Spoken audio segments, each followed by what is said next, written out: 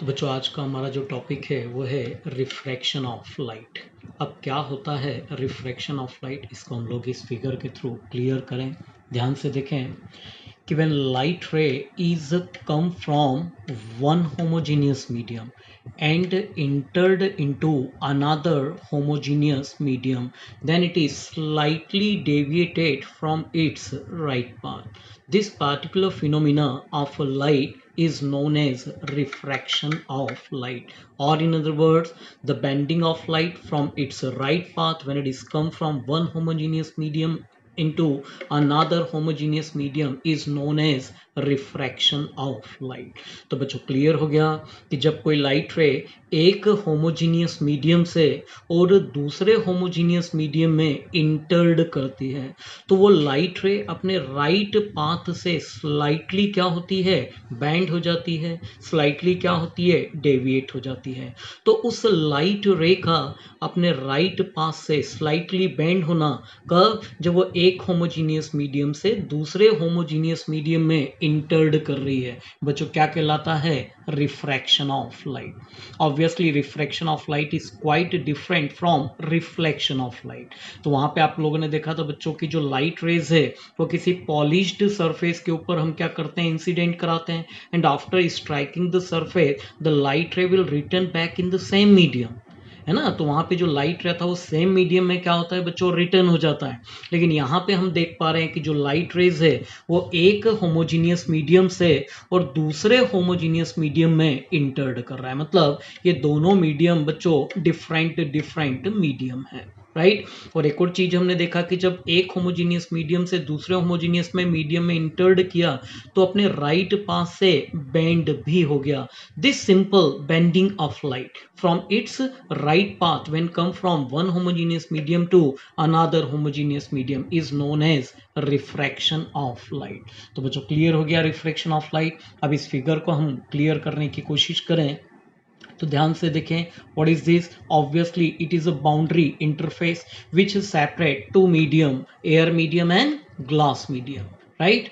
what is this, normal, what is this, obviously it is incident ray, है ना। Second चीज पे ध्यान दें, what is this, it is refracted रे and this one is emergent रे। तो बच्चों तीन चीजें दिख रही हैं, ये हमारा फर्स्ट नॉर्मल, ये हमारा सेकंड नॉर्मल, ये क्या है हमारा इंसिडेंट रे, राइट, ये क्या है रिफ्रैक्टेड रे, और ये क्या है बच्चों इमर्जेंट रे।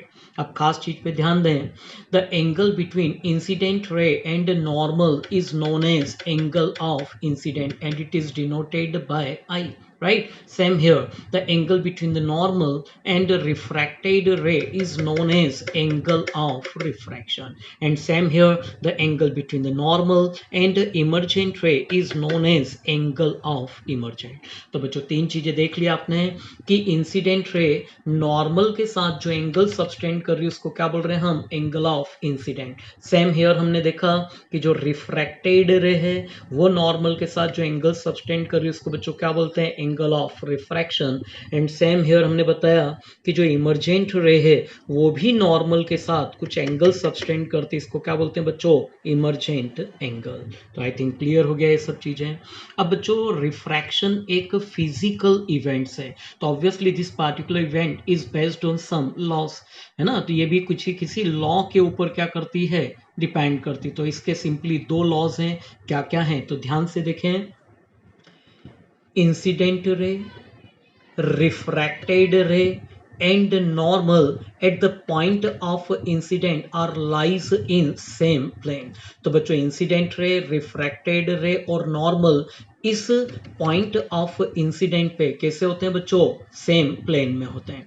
सेकंड जो लॉ है वो थोड़ा सा और डिफरेंट है, ध्यान से देखें। For the monochromatic light ray, the ratio of sine of angle of incident to the sine of angle of refraction is equals to constant, and this constant is known as refractive index of the material medium। तो बच्चों क्या बोला उसने कि sine of angle of incident और sine of angle of refraction का जो ratios है वो किसी कांस्टेंट के इक्वल्स होता है, और इस कांस्टेंट को बच्चों हम लोग म्यू से रिप्रेजेंट करते हैं। ये जो म्यू है इसी को उस मीडियम का रिफ्रैक्टिव इंडेक्स भी कहा जाता है। कई बार ये क्वेश्चन किसी बोर्ड एग्जाम में इस तरह से भी आता है कि write down the Snell's law. तो बच्चों सेम चीज है, ध्यान रखना, इसको हम स्नेल्स लॉ भी बोलते हैं। क्या बोलेंगे वहां भी कि for the monochromatic light ray the ratio of sine of angle of incident to the sine of angle of refraction is equals to constant which is known as refractive index and it is also known as Snell's law. तो बच्चों clear हो गया, ये था हमारा laws of refraction. फिर से एक बार मेरे साथ क्लियर करना, क्या बोला था? Incident ray, refracted ray, and normal at the point of incident are lies in same plane, right? Second क्या बोला था? For the monochromatic light ray, the ratio of sine of angle of incident to the sine of angle of refraction is equals to constant, known as refractive index. It is also known as Snell's law. तो बच्चों यहां तक हमने बात किया किसका? Refractive index का। अब जब रिफ्रैक्टिव इंडेक्स की बच्चों हम बात करते हैं तो ये भी दो तरह का होता है। First one is known as absolute refractive index and second one is known as relative refractive index. किसी competition exam point of view से बात करें तो बच्चों ये बड़ा इंपॉर्टेंट टर्म है ना, क्योंकि इस पे न्यूमेरिकल्स भी आ जाते हैं। तो अब इसको हम क्लियर करें। क्या लिखा है बच्चों यहाँ पे हमारा? Type of refractive index. First one is known as absolute refractive index. अब क्या होता है एब्सोल्यूट रिफ्रैक्टिव इंडेक्स? तो ध्यान से देखें, when light ray is come from rare medium and entered into denser medium, now that time the ratio of sine of angle of incident to the sine of angle of refraction is known as absolute refractive index. तो बच्चों ध्यान दें, जो air medium है उसका actual refractive index होता है 1, that's why इसको माना जाता है रेयर मीडियम। और जो ग्लास मीडियम की बात करें इसका जो रिफ्रैक्टिव इंडेक्स है बच्चों वो मोर देन 1, दैट्स वाई इसको बोलते हैं हम लोग डेंसर मीडियम। तो क्या बोला उसने कि जब कोई लाइट रेज रेयर मीडियम से और डेंसर मीडियम में क्या करती है? इंटर्ड करती है। Now that time the ratio of sine of angle of incident to the sine of angle of refraction is known as absolute refractive index. अब बच्चों इसको पढ़ने का तरीका ध्यान रखना, क्या लिखा है हमने यहाँ पे? A mu g which is equals to sine i by sine r. इसको पढ़ा जाता है बच्चों refractive index of glass with respect to air. Clear हुआ? फिर से ध्यान से देखना, क्या बोला मैंने? It is known as a refractive index of glass with respect to air which is equals to sine i by sine r. तो बस इसको पढ़ने का तरीका हमको ध्यान रखना होता है बच्चों। ध्यान रखना, फर्स्ट मीडियम जो भी है वो हमारा रेयर है, सेकंड मीडियम कैसा हमारा? Denser medium. तो जब भी इसको पढ़ा जाता है क्या पढ़ेंगे? Refractive index of second medium with respect to first, that mean refractive index of glass with respect to air. जहां तक एब्सोल्यूट रिफ्रैक्टिव इंडेक्स की बात करें बच्चों, इसकी एक और डेफिनेशन है जिसको हम लोग नॉर्मली न्यूमेरिकल सॉल्व करते वक्त यूज में लाते हैं। वो क्या है? तो ध्यान से देखें कि absolute refractive index is also defined as the ratio of speed of light in air to the speed of light in medium. तो एयर के अंदर लाइट की स्पीड और किसी मीडियम के अंदर लाइट की स्पीड का जो रेशियोज है बच्चों वो भी क्या कहलाता है? हमारा एब्सोल्यूट रिफ्रैक्टिव इंडेक्स। ध्यान रखिएगा, जब न्यूमेरिकल आप लोग सॉल्व करें तो इस फॉर्मूले को हमको यूज में लाना होता है। तो वंस अगेन क्या बोला उसने? The absolute refractive index is also defined as the ratio of speed of light in air to the speed of light in medium. जहां तक speed of light in air बात करें बच्चों तो आई थिंक आपको क्लियर होगा क्या होता है? 3 × 10⁸ मीटर पर सेकंड। बच्चों एक बड़ा इंपॉर्टेंट रिजल्ट यहां से निकल के आ रहा, आप ध्यान से देखें कि refractive index is inversely proportional to speed or speed of light in medium, right? And once again speed of light in medium is inversely proportional to refractive index। कहने का मतलब क्या हुआ कि जिस मीडियम का रिफ्रैक्टिव इंडेक्स ज्यादा होगा उसकी स्पीड क्या होगी बच्चों? उस मीडियम में लाइट की स्पीड क्या होगी, कम होगी, और जिस मीडियम का रिफ्रैक्टिव इंडेक्स कम होगा उस मीडियम में लाइट की स्पीड ज़्यादा होगी। तो आपको क्लियर रहे तो यहाँ पे लिखा है मैंने बच्चों, देखो क्या बोला उसने कि refractive index of glass is more then refractive index of air, that's why the speed of light in air medium is much more than that of speed of light in glass medium. तो बच्चों किसी competition exam से point of view से, conceptual point of view से इसको याद रखिएगा कि जिस मीडियम का रिफ्रैक्टिव इंडेक्स ज़्यादा है उस मीडियम में लाइट की स्पीड कम होगी, राइट। आगे बढ़े बच्चों, सेकंड चीज है हमारा रिलेटिव रिफ्रैक्टिव इंडेक्स। अभी जो relative refractive index it is quite different from absolute refractive index. Absolute में आपने देखा था कि लाइट रेज रेयर मीडियम से कहाँ आ रहा था, डेंसर मीडियम में। जब हम रिलेटिव रिफ्रैक्टिव इंडेक्स की बच्चों बात करते हैं तो हमारे दोनों की दोनों मीडियम कैसे होते हैं, डेंसर मीडियम। दोनों की दोनों मीडियम कैसे हैं बच्चों, हमारे डेंसर मीडियम है ना। एक मिनट, ये क्या है हमारा फर्स्ट डेंसर मीडियम और ये क्या है हमारा सेकंड डेंसर मीडियम। तो बच्चों ध्यान से सुने, व्हेन लाइट रे is come from one denser medium and entered into another denser medium, now that time the ratio of sine of angle of incident to the sine of angle of refraction is known as relative refractive index। तो क्या बोला बच्चों उसने कि जब कोई light raise एक denser medium से और दूसरे डेंसर मीडियम में क्या करती है, इंटर्ड करती है, इस कंडीशन में sine i by sine r क्या कहलाता है बच्चों, रिलेटिव रिफ्रैक्टिव इंडेक्स। जहां तक पढ़ने की बात करें तो बच्चों कैसे पढ़ेंगे इसको ध्यान से देखें, refractive index of glass with respect to water. Clear हो गया, यह है हमारा फर्स्ट मीडियम, ये सेकंड मीडियम। तो कई बार किसी किसी बुक्स में हम लोग न्यूमेरिकल सॉल्व करते हैं तो इस तरह भी लिखा होता है कि 1μ2 दैट मीन्स व्हाट कि refractive index of second with respect to first. तो दोनों तरीके से बच्चों इसको लिखा जा सकता है। और आगे बढ़े बच्चों, अभी हमने पढ़ा था क्या है 1μ2 दैट मीन्स व्हाट μ2 बाय μ1। ऊपर अभी हमने पढ़ा था mu which is equals to कितना होता है, c बाय v। मतलब इस μ2 को क्या लिखा जा सकता है बच्चों, c bye v2। Same as μ1 को क्या लिखा जा सकता है, c by v1। c cancel, that means फिर ध्यान से देखें μ2 by μ1 which is equals to v1 by v2। That means what कि refractive index is inversely proportional to speed. That means speed of light is inversely proportional to refractive index of the material medium। तो बच्चों clear हो गया कि किसी भी medium में जो लाइट की स्पीड है वो उसके रिफ्रैक्टिव इंडेक्स के इनवर्सली प्रोपोर्शनल होती है। तो आई थिंक बच्चों यहाँ तक किसी को कोई दिक्कत नहीं होगी, राइट। अब बच्चों दो तीन फिर चीजें हमारे कॉन्सेप्चुअल पॉइंट ऑफ व्यू से ध्यान से देखें, क्या बोल रहा है यहाँ पे ये कि when light ray is come from rare medium and entered into denser medium it is slightly bends towards the normal। तो बच्चों जब कोई लाइट रेज रेयर मीडियम से और डेंसर मीडियम में आता है तो वो लाइट रे बच्चों नॉर्मल की तरह क्या होता है, बैंड हो जाता है। जब नॉर्मल की तरफ बैंड होता है that means in this condition what कि angle of incident is more than angle of refraction. तो बच्चों बड़ा इंपॉर्टेंट रिजल्ट है, याद रखना कि जब कोई लाइट रेज रेयर मीडियम से और डेंसर मीडियम में जा रहा है तो उस कंडीशन में angle of incident angle of refraction से ज्यादा होगा, राइट। सेकंड केस देखें बच्चों, क्या है यहाँ पे आप देख सकते हैं कि जो लाइट रेज है वो डेंसर मीडियम से कहाँ जा रहा है, रेयर मीडियम में। तो फिर ध्यान से देखें कि when light rays come from denser medium and entered into rare medium, now that time this light ray bends away from the normal। तो बच्चों जब कोई लाइट रेज डेंसर मीडियम से और रेयर मीडियम में जाता है तो जो रिफ्रैक्टेड रे है वो नॉर्मल से क्या होती है बच्चों, दूर हट जाती है। मतलब क्या होगा इस कंडीशन में कि angle of refraction is more than angle of incident.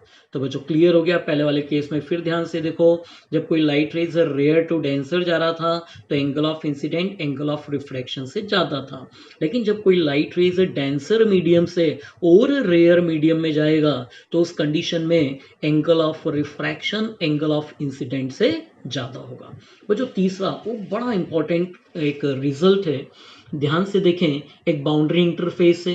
ये बाउंड्री इंटरफेस एयर मीडियम को क्या कर रहा है, सेपरेट कर रहा है। मतलब ये जो बाउंड्री इंटरफेस है, बीच वाला मीडियम है बच्चों हमारा ग्लास, फर्स्ट और लास्ट मीडियम आप देख सकते हैं दोनों कैसे हैं, सेम। मतलब ये भी एयर मीडियम है और ये भी एयर मीडियम है।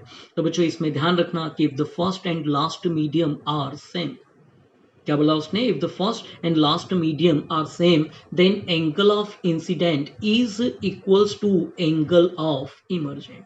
तो बच्चों ध्यान रखिएगा, जब किसी वेरिएबल मीडियम्स की हम लोग बात करें और उस वेरिएबल सेपरेशन में हमारा फर्स्ट और लास्ट मीडियम कैसा हो, सेम हो, तो उस कंडीशन में बच्चों हम देखते हैं कि angle of incident angle of emergent के बराबर होता है।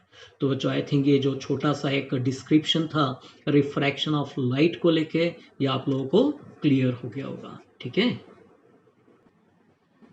बच्चों, एक छोटी सी चीज़ और, किसी competition exam point of view से या हमारे board exam point of view से कुछ कॉन्सेप्चुअल क्वेश्चंस आते हैं जो कि कुछ फैक्टर्स के ऊपर डिपेंड होते हैं। तो यहाँ पे उसको भी हम क्लियर करें।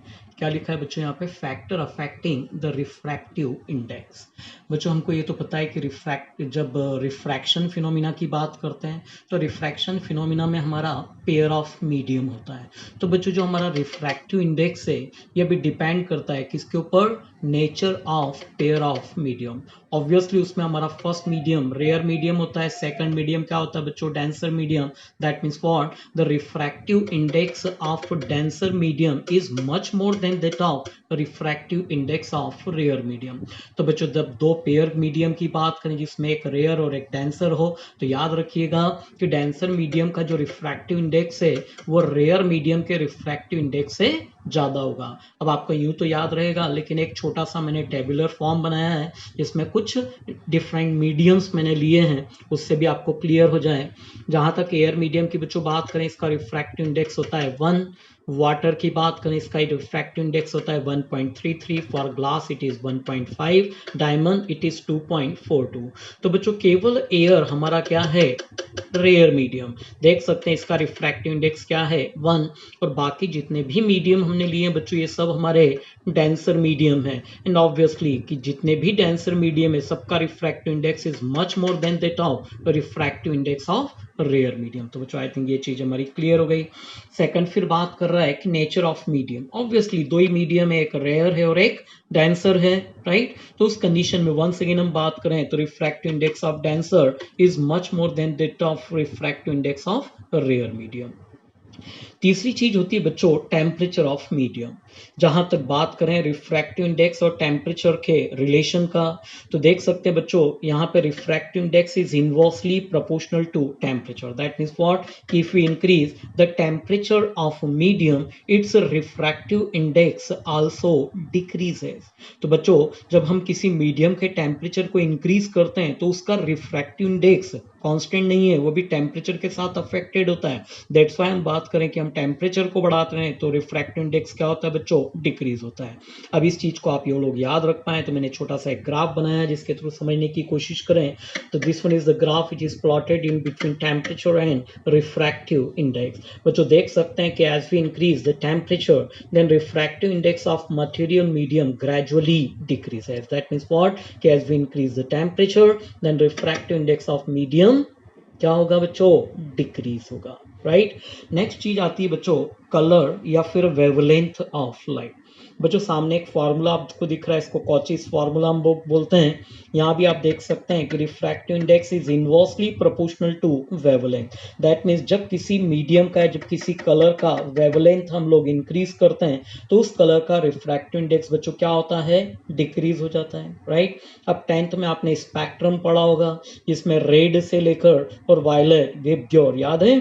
तो उसमें आपने देखा होगा कि जो रेड कलर उसका वेवलेंथ कैसा होता है बच्चों, मैक्सिमम होता है। चूंकि रेड कलर का वेवलेंथ मैक्सिमम है मतलब रेड कलर का जो रिफ्रैक्टिव इंडेक्स होगा बच्चों वो कैसा होगा, मिनिमम होगा। तो आपको याद हो जाए जिससे मैंने यहाँ पे लिखा है, देखो since here the wavelength of red colour is much more than that of red wavelength of violet colour. That means what, the refractive index of violet colour is more than the refractive index of red colour. तो बच्चों clear हो गया कि red colour का wavelength ज़्यादा था तो उसका रिफ्रैक्टिव इंडेक्स कम है, और वायलेट कलर की बात करें तो वायलेट कलर का वेवलेंथ कम था, दैट मीन्स उसका रिफ्रैक्टिव इंडेक्स ज़्यादा है। अब इस चीज़ को भी हम लोग एक ग्राफ से के थ्रू समझने की कोशिश करें तो once again here this one is a graph which is plotted in between refractive index and wavelength. Same here, as we increase the wavelength then refractive index of material medium gradually decreases.